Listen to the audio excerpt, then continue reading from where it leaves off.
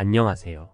저는 스위스 취리히에 살았고 지금은 한국의 서울에서 1년째 지내고 있는 마리아라고 합니다. 제가 한국에 온 뒤로 한국 분들과 대화할 때마다 꼭 듣는 이야기가 있습니다. 아니, 왜 살기 좋은 스위스에서 한국을 왔어요? 인데요. 이런 이야기를 들을 때마다 저는 엄청 당황스러웠습니다. 알고 보니 한국에서 스위스 이미지가 참 좋더라고요. 물론 어떤 면에서는 살기 좋은 나라는 맞습니다. 저도 제조국인데 무작정 다 나쁘다, 싫다고 이야기할 리는 없잖아요. 그런데요. 한국에 비하면 정말 불편한 점이 많고 단점들이 많아요. 평범한 스위스 사람인 제가 봤을 때 이런 천국 같은 나라에서 사는 한국인들이 왜 스위스를 부러워하는지 이해가 안 가는 것 투성이죠. 그래서 오늘은 왜 제가 살기 좋은 스위스에서 한국을 왔는지 한번 이야기해 보려고 합니다. 우선 스위스 사람들의 아시아와 한국에 대한 인식부터 이야기를 해야 할 것 같은데요. 아주 예전부터 꽤 최근까지 스위스에서 세련된 아시아 문화라고 하면 일본이 대세였어요. 유럽 사람들이 고정관념처럼 떠올리는 동양풍의 아름다움은 곧 일본이었죠. 이렇게 말하면 다들 어이없어 하시겠지만 유럽 사람들 중에서도 특히 스위스 사람들은 새로운 것에 관심이 없고 정말 보수적인 국민 성향을 가지고 있어요. 그리고 제가 자국민들을 이렇게 표현해서 좀 불편하게 들리실 수 있지만 특유의 오만함을 가진 나라이기도 하죠. 한국뿐 아니라 아시아에 대한 이해도 자체가 굉장히 수준이 낮습니다. 그러다 보니 짝퉁 식당들도 많아요. 취리히 번화가에 아시아 식당이 있는데 한국 음식을 판다고 내걸고 있거든요. 근데요, 그냥 짝퉁이에요. 치킨 9조각에 3만원 가까이 받는 날강도지만 한국식 치킨을 제대로 아는 사람이 없다 보니 꽤나 잘 팔리고 있죠. 게다가 다른 나라로 나와서 객관적으로 바라보게 되니 더 어이없게 느껴지는 유럽 백인 특유의 우리는 우월해라는 태도가 몸에 배어 아시아라면 무조건 자기들보다 가난하고 못 사는 나라인 줄 아는 어이없는 경우도 있어요.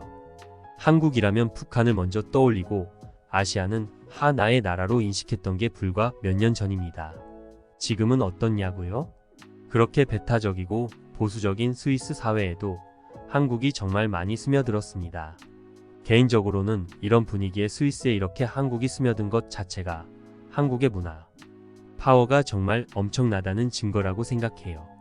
이슬람 국가도 뚫은 한류라고는 하지만 제 생각에는 이슬람 국가보다 문화적으로 침투하기 힘든 나라가 스위스 아닐까 하거든요. 이제는 아시아 마트나 식당에서는 K-팝이 익숙하게 나오고 영화 기생충은 스위스 전역의 극장에서 인기몰이를 했으며 한국어 수업을 듣는 유엔지 성인도 늘어나고 있어요. SNS에서 그룹을 만들어 한국 아이돌과 음악을 좋아하는 사람들이 모임을 가지고요. 10대, 20대들은 K-팝과 한국에 빠지며 한국 여행을 가는 것도 꽤나 유행입니다. 이 친구들은 BTSLI 한글 단어가 쓰인 티셔츠를 입고 다니기도 해요. 특히 드라마 인기가 큽니다. 이태원 클라스는 청소년층에서 보나라서 인기가 많았거든요. 다들 한국어 괜찮아를 외치고 다니는 코리아 붐을 만들어냈다고 스위스 신문에 실렸고, 오징어 게임은 아시아 컨텐츠가 쉽게 흥하지 못하는 스위스에서 유례없는 인기였습니다.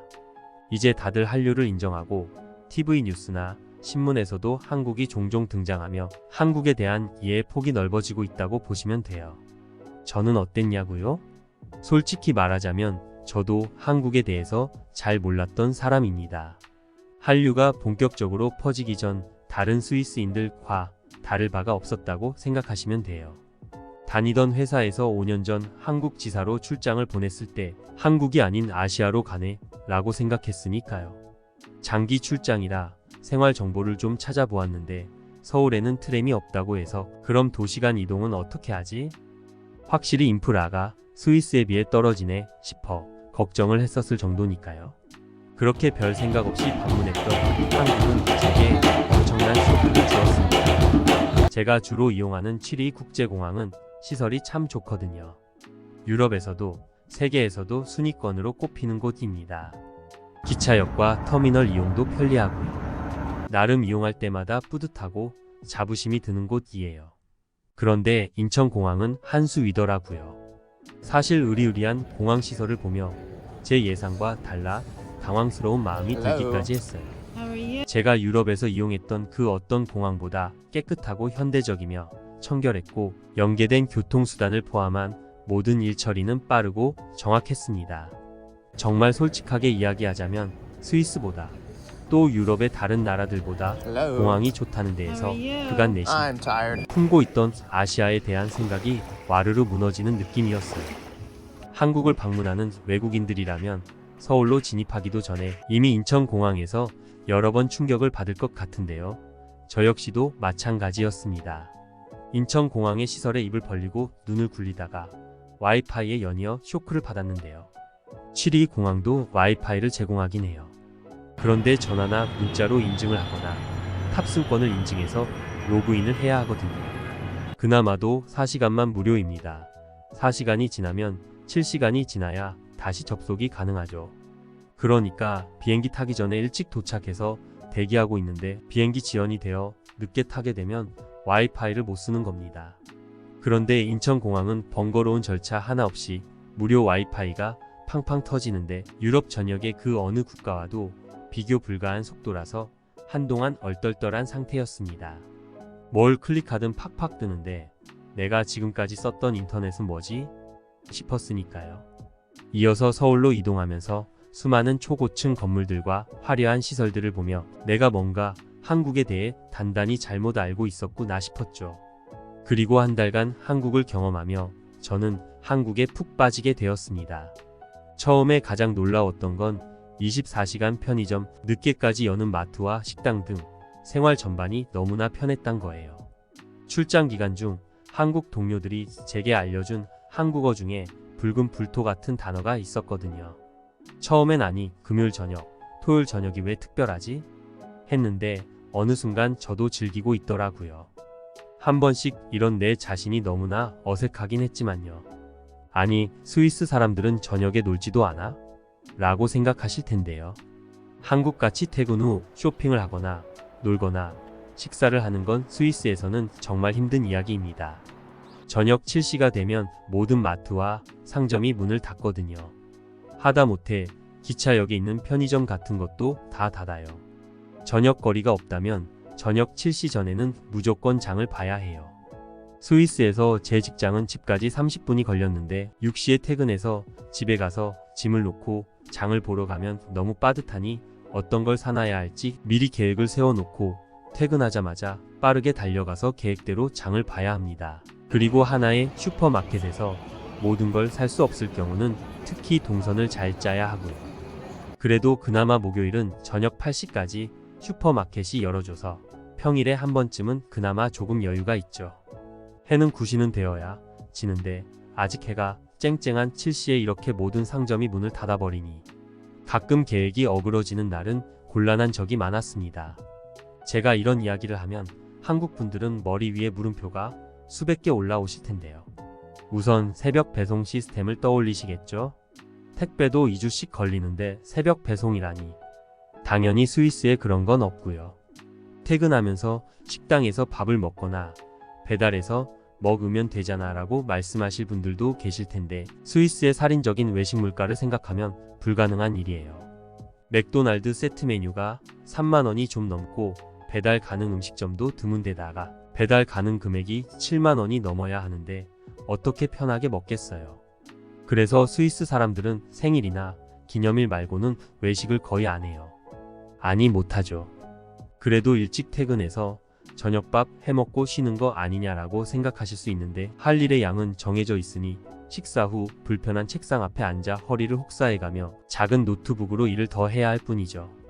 아, 주말에 장을 보고 여유를 즐기면 안 되냐고 하실 분들을 위해 말씀드리면 그런 건 토요일 저녁 6시까지만 즐길 수 있습니다. 토요일은 오후 6시면 온 도시가 셧다운 된다고 보시면 돼요. 문을 연 곳이 없으니 셧다운이라고 표현해도 딱히 틀린 표현은 아닌 것 같네요. 그리고 이 셧다운은 월요일에 풀려요. 일요일은 거리에 사람도 없고 완전 유령 도시가 됩니다. 그러니까 주중에 필요한 일들은 저녁 7시까지는 무조건 해결해야 하고 주말에 일을 보려면 토요일 6시 전까지 다 처리해야 하죠. 그런데 한국에 오니까 밤늦게까지 너무나 즐길 것도 많고 생동감이 넘치는 거예요. 주말에 쇼핑도 하고 여유있게 놀러가서 맛있는 것도 먹을 수 있고 외식도 할 수 있다니 정말 환상적이죠. 게다가 글을 쓰고 있는 지금도 침이 고이는데요. 한국의 음식들은 정말 최고라고 생각해요. 스위스 사람들이 먹는 음식들은 사실 굉장히 밋밋하고 특색이 없어요. 주로 먹는 게 고기, 감자, 빵, 파스타, 피자, 샐러드 정도입니다. 심지어 베이커리류도 종류가 많지 않죠. 감자와 고기, 시금치를 올린 스위스의 일반적인 가정식을 보면 한국 분들은 아마 절로 마이너스 미간이 찌푸려지실 거예요. 영국 음식이 맛없다는 건 다들 알고 있는데 사실 정말 맛없는 곳은 스위스라고 생각합니다. 스위스 지형 특성상 산이 많고 땅이 척박하고 바다가 없어 식재료가 빙고나 애시당초 음식 문화가 발달할 수가 없죠. 특히 해산물은 접할 기회가 많지 않아 안 먹고 못 먹는 사람이 많은데요. 저도 사실 해산물을 잘 못 먹었어요. 지금은 해물탕, 동태탕 생각을 하면 그 국물 맛에 입을 쩍쩍 다시게 되는데 대다수의 스위스인들은 평생 가도 이런 맛을 못 느껴보니 불쌍하죠. 스위스에서 먹어봤자 흰살 생선이고 아니면 민물고기인데 흙냄새가 나서 전 생선을 몹시 싫어했거든요. 한국 분들이라면 민물고기도 맛있게 먹는 방법을 알지 않을까 싶은데 스위스는 생선 요리라고 해봤자 크림소스, 토마토 소스, 소금구이가 끝이니까요. 그런데 한국 음식은 재료와 재료들을 섞어 새로운 음식을 만들고 비주얼을 아름답게 만들고 신제품과 신메뉴가 끊임없이 쏟아지죠. 저는 안 먹어본 맛, 재료에 엄청나게 보수적이어서 매번 먹는 것만 먹었는데 한국의 다채로운 식문화는 컬처 쇼크 그 자체였어요. 한국의 편리성, 생동감, 맛있는 음식과 함께 결정적으로 제가 한국으로 다시 가야겠다고 결심한 이유는 바로 의료 시스템이었습니다. 출장을 와 있는 동안 어금니가 자꾸 쑤시고 아팠거든요. 함께 일했던 한국 사람들이 치킨을 먹으러 가자고 하는데 치아가 너무 불편해서 못 갈 정도였어요. 그렇게 환장하게 좋아하는 치킨을 안 먹다니 무슨 일이냐고 묻는 사람들에게 이가 아파서요. 라고 했더니 다들 황당하게 절 쳐다봤습니다. 아니 널린 게 치과인데 왜 점심시간에 안 갔다 왔어? 치과는 시간 끌면 일만 커져. 내일은 꼭 가봐. 라고 하는데 이번엔 제가 한국 동료들을 멀뚱멀뚱 쳐다봤죠. 스위스에서는 치과 진료는 2주에서 한 달 전에 예약을 해야 해요. 그리고 비용은 상상 초월입니다.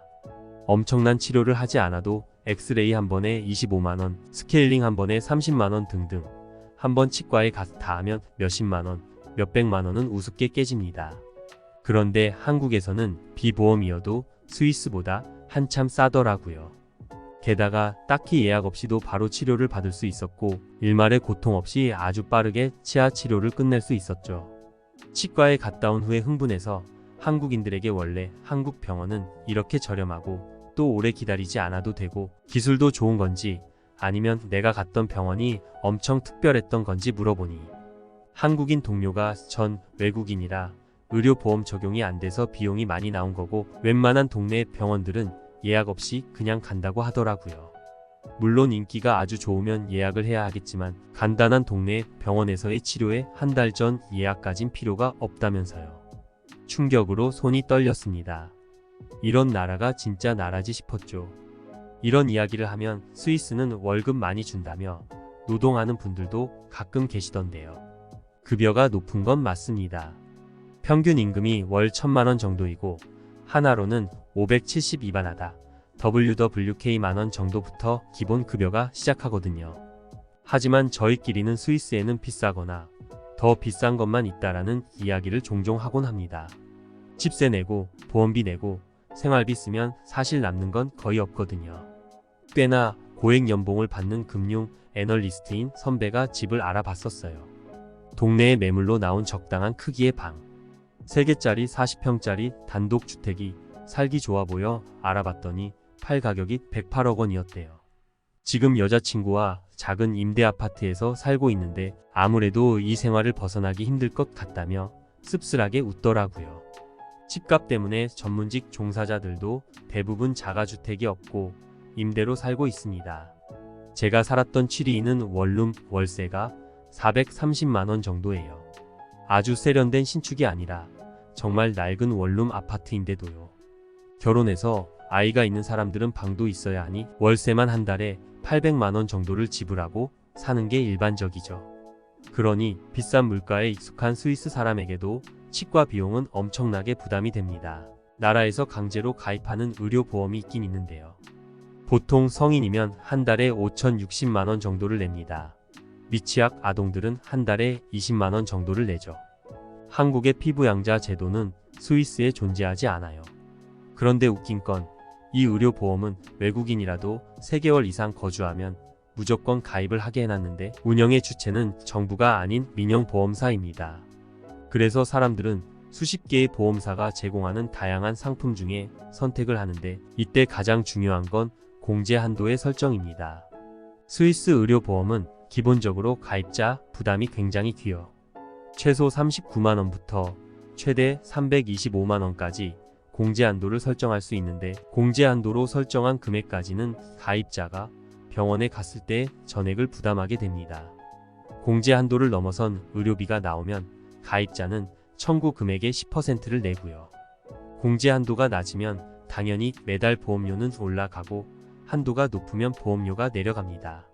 이렇게 가입자 부담이 큰 이유는 시스템 남용을 막기 위해서라는데 남용하기에는 병원비가 너무 비싸요. 두드러기가 나서 피부과에 갔는데 별 문제 없 다란 말을 듣고 나오는데 걸린 시간은 딱 3분 그리고 8만 원이 청구가 되는데 어떻게 남용을 하겠어요.